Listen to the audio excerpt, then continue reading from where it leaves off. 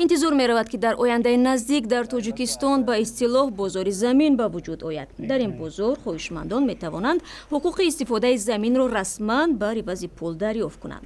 ин тағйирот дар ҳоле сурат мегирад ки мушкили заминфурӯшӣ дар тоҷикистон яке аз мавзӯъҳои доғ боқӣ мемонад. ба ҳамин хотир ман аз ҳамкорам Абдулло Ашуров ки ҳамин мавзӯъро пайгирӣ кард сабаби қабули ин қарорро суол кардам. масъалаи тақсимоти замин дар тоҷикистон бисёр доғ аст.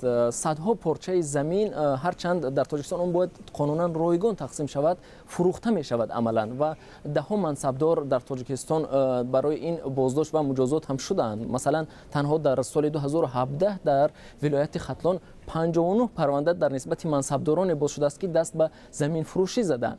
Акнун ҳукумат ин ташаббусро мехоҳад ба дасти худ бигирад, яъне дар тоҷикистон ба зудиҳо як бозори қонунии замин ба вуҷуд меояд ва ҳукумат мехоҳад ки ба таври қонунӣ порчаҳои заминро ба хоҳишмандон бифурӯшад ва ин хоҳишмандон метавонанд ҳуқуқи истифодаи заминро қонунан бихаранд аз давлат ва ба навбаи худ ба шахсони сеюм бифурӯшанд.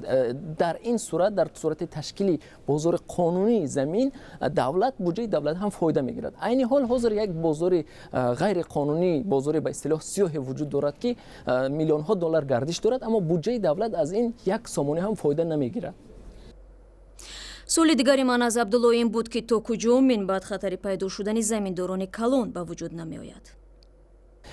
воқеан ҳам шаҳло ҳар гоҳе ки ҳамин мавзӯи моликият ба замин дар тоҷикистон сар мезанад, ҳамин хавф ҳам доимо рӯ мезанад. мегӯянд ки шояд дар тоҷикистон феодалҳои нав пайдо мешавад, аммо ҳуқуқшиносоне ки мо ҳамроҳашон суҳбат доштем мегӯянд ки ин хавф поя надорад, чунки қонуни кодекси замини тоҷикистон ду нуктае дорад ки монеи пайдо шудани заминдорони калон мешавад. якум ин ки дар қонун гуфта мешавад ки заминҳои кишоварзӣ танҳо ба шахсоне бояд дода шавад ки бевосита ба он сару кор доранд, яъне ба деҳқонҳо бояд дода шавад, на сарватмандоне ки заминро мехаранду баъдан ба деҳқонон ба иҷора медиҳанд.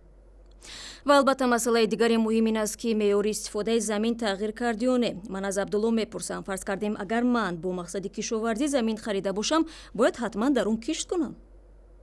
бале дақиқан ҳам шаҳло замин дар тоҷикистон танҳо бояд мувофиқи муқаррароте ки дар қонун муайян шудаст бояд мувофиқи ҳамон истифода шавад. яъне шумо барои кишоварзӣ гирифтед, танҳо бояд кишоварзӣ кунед, хона сохтан дар он мумкин нест.